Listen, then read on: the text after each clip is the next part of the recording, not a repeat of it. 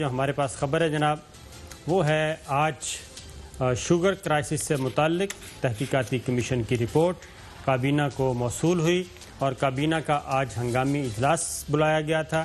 کل بھی ہم نے آپ کو بتایا تھا کہ کابینہ کا آج ہونے والا خصوصی اجلاس صرف اسی پرپس کے لیے ہے کہ وزیر اعظم عمران خان چاہتے ہیں کہ شوگر سکینڈل میں جو بھی ملوث ہے اس کو کیفر کردار تک پہنچایا جائے اور عید کے بعد کا انتظار نہ کیا جائے۔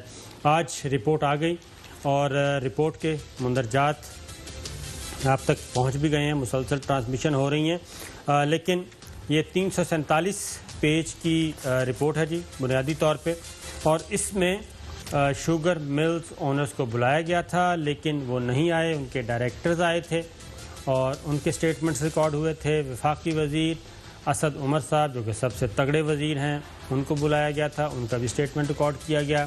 وزیر اعلیٰ پنجاب عثمان بزدار صاحب کا بھی سٹیٹمنٹ ریکارڈ کیا گیا تھا، اور وفاقی مشیر ہیں رزاق داؤد، ان کا سٹیٹمنٹ بھی کمیشن نے ریکارڈ کیا تھا۔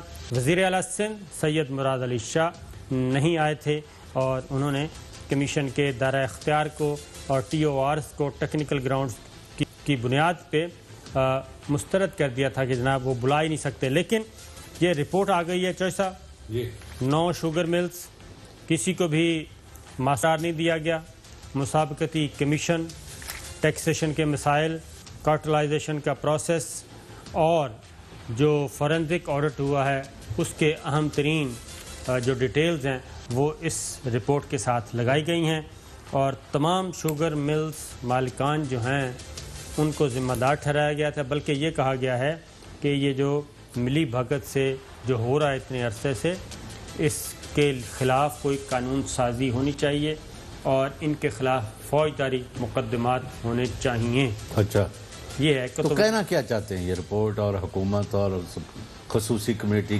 یعنی کابینہ کا اجلاس؟ کچھ بھی نہیں، کھایا پیا کچھ نہیں، مطلب گلاس توڑا؟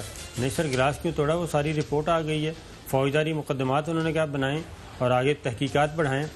اور وزیر اعلیٰ پنجاب وزیر اعلیٰ سندھ کے بارے میں لکھا ہے کہ جناب انہوں نے اومنی گروپ کو فائدہ پہنچانے کے لیے سبسڈی دی گئی، اور وزیر اعلیٰ پنجاب عثمان بزدار کے بارے میں حذف ہے، یعنی کہ چپ کر گئے ہیں۔ اچھا، پہلے ہی حذف کر دیا؟ نہیں، پہلے نہیں حذف ہوا، کہ یعنی کہ اس کے بارے میں سائلنٹ ہے، تو ظاہر ہے اگر اب وزیر اعلیٰ سندھ کے بارے میں کہا جا رہا ہے تو پھر معاملہ تو آگے بڑھے گا نا۔ اچھا، فرمائیے۔ نہیں، میں تو اب یہ یعنی جب تک پورا کوئی اس کا کانٹیکس جتنی یہ رپورٹ اور جتنا پروپیگنڈا کیا گیا ہے اس کے حوالے سے، جب میں ساری پڑھ کے تو پھر کوئی رائے دوں گا۔ مجھے تو اس سے غرض ہے کہ مطلب عوام کی جو حالت زار ہے اور جو ان کو لوٹا گیا ہے، اور کبھی چینی کے نام پر، کبھی گندم کے نام پر، کبھی اربوں روپے کھایا گیا ہے، وہی ان کا کیا ہوا؟ آپ نے صفحے کالے کر دیے ہیں اور صرف باتیں کر دی ہیں۔ آپ کیونکہ حافظ ہیں اس کے، آپ ذرا بریف کر دیں مجھے۔ اس رپورٹ میں کہا گیا ہے کہ جناب ایک تو فورنزک آڈٹ کے نتیجے میں یہ بات سامنے آئی کہ شوگر ملز مالکان نے 2 طرح کے ریکارڈ بنائے ہوئے ہیں، 2 طرح کے کھاتے بنائے ہوئے ہیں، ایک پہ لکھا ہوا ہے آر اور ایک پہ لکھا ہوا ہے این آر۔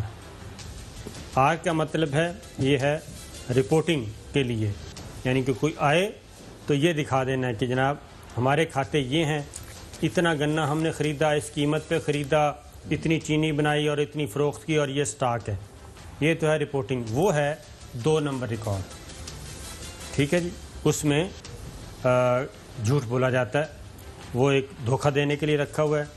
دوسرا ریکارڈ جو ہے وہ ہے این آر، جو کہ اوریجنل ہے، ناٹ فار رپورٹنگ، ٹھیک، ناٹ فار رپورٹنگ، اس میں سب کچھ اصل ہے۔ وہ بندے بڑے بڑے گرگے کون ہیں جنہوں نے لوٹ مار کی ہے، ان کا مجھے بتائیں آپ۔ ان میں تو سارے ہی ہیں، وہ 9 کے 9 ہیں، اور اس میں شریف فیملی بھی آ جاتی ہے، اس میں آپ کے خسرو بختیار کے بھائی بھی آ جاتے ہیں۔ جہانگیر ترین صاحب کے بارے میں جی بہت زیادہ سخت لکھا گیا اس میں۔ اچھا، ہاں، کہ وہ انہوں نے تو ایک ورڈ یوز ہوا ہے کارپوریٹ کارٹلائزیشن، کہ وہ اس کے شکار ہوئے، وہ بھی اس کے ماہر ہیں، ان کا گروپ۔ تو ان کا موقف لیں، جہانگیر ترین کو لیں لائن پر اگر ہیں اویلیبل۔ ابھی تو میرا خیال ہے کہ سارے سوچ رہے ہوں گے اور رپورٹ پڑھ رہے ہوں گے، رپورٹ پڑھنے کے بعد ہی پھر وہ آئیں گے کیونکہ وہ کمیشن کے سامنے بھی پیش نہیں ہوئے تھے. ایک یہ کہا گیا ہے. دوسرا انہوں نے کہا ہے کہ جناب جو سٹاک ظاہر کیا جاتا تھا وہ نہیں تھا, اور جس ریٹ پہ ظاہر کیا جاتا تھا کہ ہم نے گنا اس ریٹ پہ خریدا ہے وہ نہیں خریدا جاتا تھا, کسان کو کم ریٹ دیا جاتا تھا.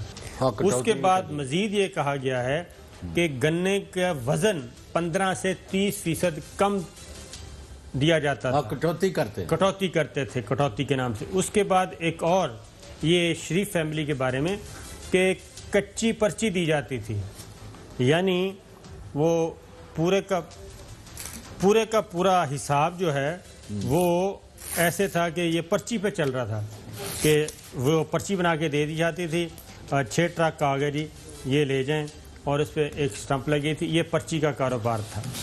ٹھیک ہے, اگر آپ ظاہر ہے آپ بھی اس رورل بیک گراؤنڈ سے ہیں تو آپ کو پتہ ہے نا کہ جب گنا آتا ہے ٹرالیاں کھڑی ہوتی ہیں 6 دن تو وہ ان لوڈ ہی نہیں کرتے تاکہ اس کا وزن کم سے کم ہو جائے, اور اس کے بعد وہ کسان تنگ آ کے کہے کہ جناب بس آپ خرید لیں, بے شک 10 روپے کم دے دیں, کیونکہ اس کو ٹرالی کا کرایہ, کنٹینر کا, ٹرک کا کرایہ پڑ رہا ہوتا تھا. تو آپ کو پتہ آپ کے سارے علاقے جو کاٹن کے تھے, ویٹ کے تھے, دوسری تھے, ان کو سب کو گندم کے کو چھوڑ کے گنے کی طرف چلے گئے ہیں. جب لوگوں نے گنا بیجنا شروع کر دیا ان کو ذلیل و خوار کرتے ہیں, نہ ان کو پیمنٹ وقت پر ہوتی ہے, نہ ان کی کٹوتی بند ہوتی ہے, نہ بھائی یہاں تو ہر طرف لوٹ کا بازار گرم ہے اور کوئی کرنے کو تیار نہیں. آپ کا ویسے سیریسلی میں آپ نے ابھی روزہ کھولا ہے؟ جی آپ نے بھی کھولا ہے؟ نہیں ہم نے تو چلو اللہ قبول کرے, سارے ہی کھول بیٹھے, ساڈا نہ قبول کرے تو قبول کرے. ہاں جی سب کا کرے, جس نے بھی رکھا ہے. جی ہاں بالکل, اور جس نے رکھوایا اور کھلوایا سب کو اللہ. آمین. اینی مجھے آپ اس کا جواب دے دیں کہ کوئی شعبہ ایسا ہے کہ جدھر میں کہہ دوں آنکھیں بند کر کے کہ پاکستان میں آپ فلاں جگہ چلے جائیں آپ کو خالص چیزیں ملیں گی, کوئی لوٹ مار نہیں ہوگی, کوئی رشوت نہیں مانگے گا, کوئی نوکری میرٹ کے بغیر نہیں ہوگی, کوئی بندہ جو ہے وزیر یا مشیر یا وزیر اعلیٰ یا گورنر یہ پیسے لیے بغیر کام کرے گا. کوئی مجھے ایک علاقہ ذرا پوائنٹ آؤٹ کر دے, کیونکہ یہی وقت ہے آپ سے سچ اگلوانے کا. تو